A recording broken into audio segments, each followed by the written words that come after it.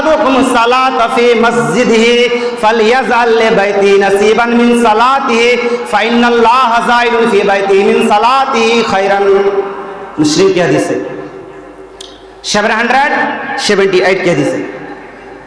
तुम में से कोई शख्स जब मस्जिद में नमाज पढ़े तो वो अपनी नमाज में से कुछ हिस्सा अपने घर के लिए भी रखे।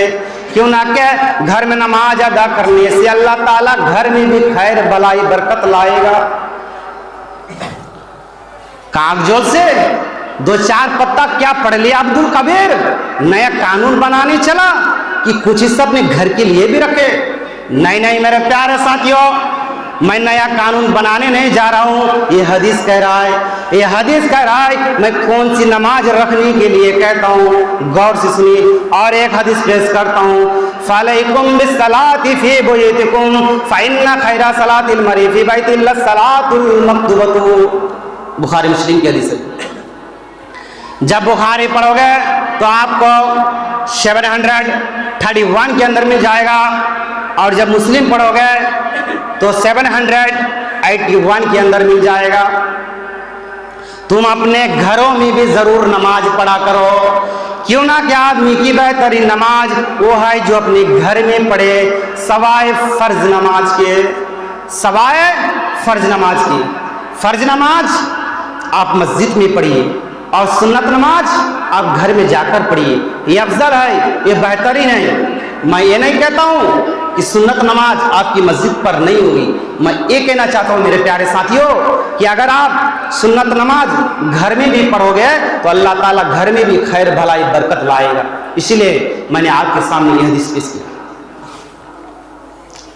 अच्छा, 5 वक्त की तो फर्ज है, लेकिन पढ़ते हैं कितने पढ़ते हैं? 4 वक्त पढ़ते हैं। कैसे? जोहर पढ़ते हैं, असर पढ़ते हैं, मगरिब पढ़ते हैं, इशा पढ़ते हैं, और फजर में नहीं आते। हम फजर के 2 रिकात मामूली से समझकर छोड़ देते हैं। मेरे प्यारे साथियों, फजर की नमाज कितनी इंपॉर्टेंट है, कितनी अहमियत है, सुनो मेरे प्यारे साथियों। रकातल फजर खैरुम मिनद दुनिया व मा फीहा। फजर की 2 रिकात और उसके अंदर जो कुछ है उससे बेहतरीन है, उससे बेहतरीन है।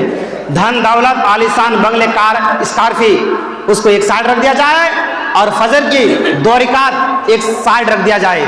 जब तराजू पर जब तोला जाएगा, जब वजन किया जाएगा तो उसका वजन होगा ज्यादा, फजर की 2 रिकात ज्यादा वजन होगा मेरे प्यारे साथियों। और हम लोग फजर की 2 रिकात छोड़ देते हैं मेरे प्यारे साथियों।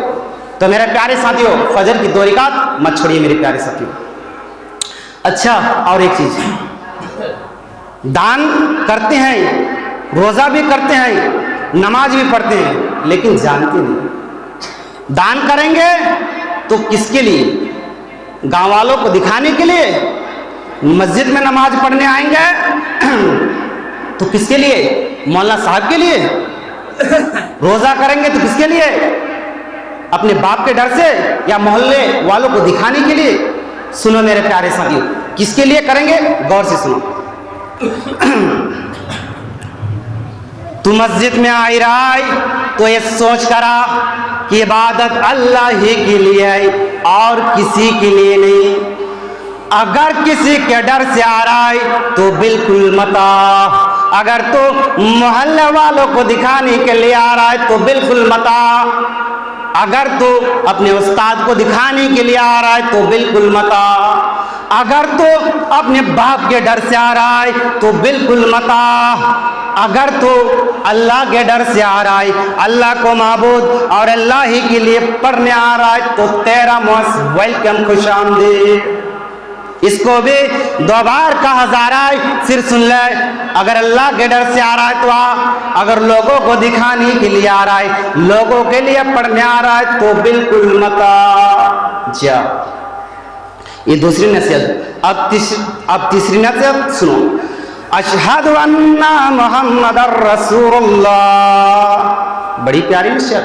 अब सुन, जब तूने दोनों चीजें मान लिया, अल्लाह को सबसे बड़ा मान लिया और सिर्फ अल्लाह ही के लिए नमाज पढ़ने आ रहा है, तो अब सुन, मोहम्मद अल्लाह के रसूल है, इस बात की भी गवाही दो।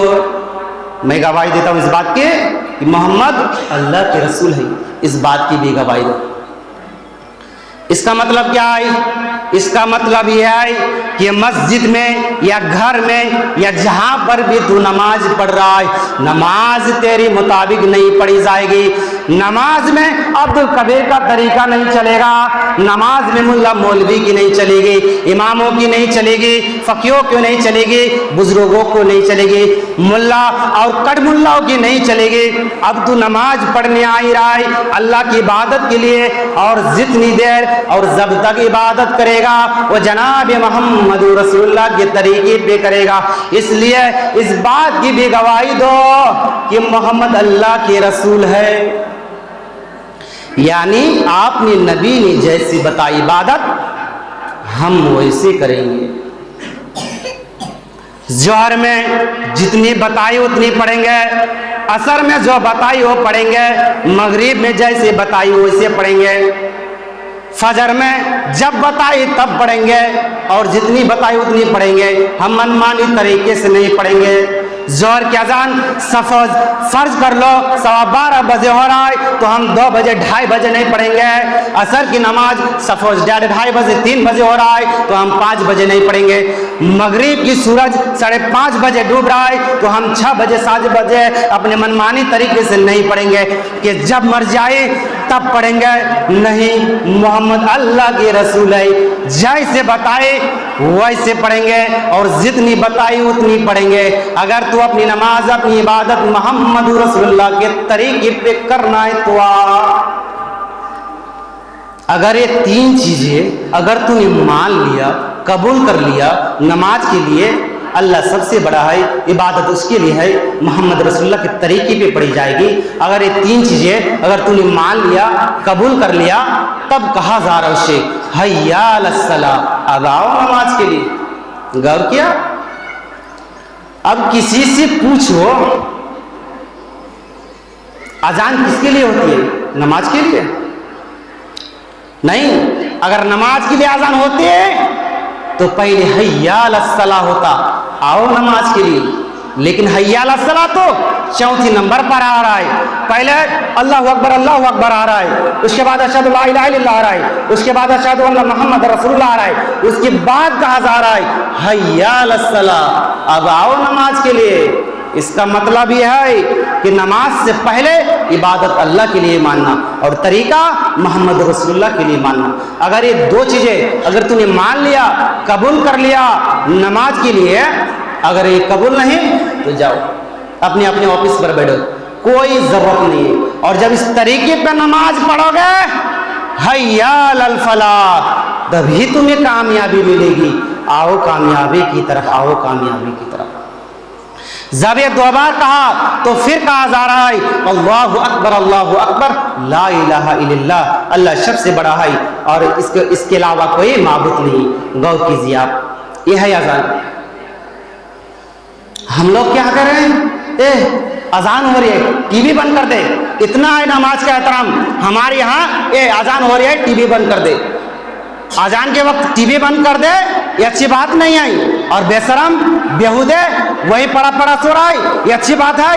अगर अजान के वक्त टीवी बंद कर सकता है, टीवी चलाना गलत है, तो तेरा बैठना क्यों गलत नहीं है?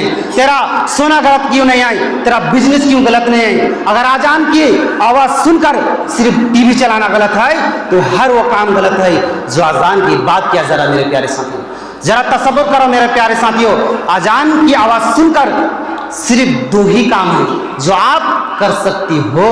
एक तो यह है कि अगर आप खाना खा रहे हैं तो मुकम्मल तरीके पे खा लीजिए और उसके बाद जाइए नमाज पढ़ने के लिए। ये 2 काम आप कर सकती हो क्योंकि इमरजेंसी है। तो मेरे प्यारे साथियों, जब आप मस्जिद में नमाज पढ़ने आओगे तो अल्लाह के डर से आना मेरे प्यारे साथियों। मौलाना साहब को दिखाने के लिए या हाजी साहब को दिखाने के लिए या मोहल्ले वालों को दिखाने के लिए मत आइए मेरे प्यारे साथियों।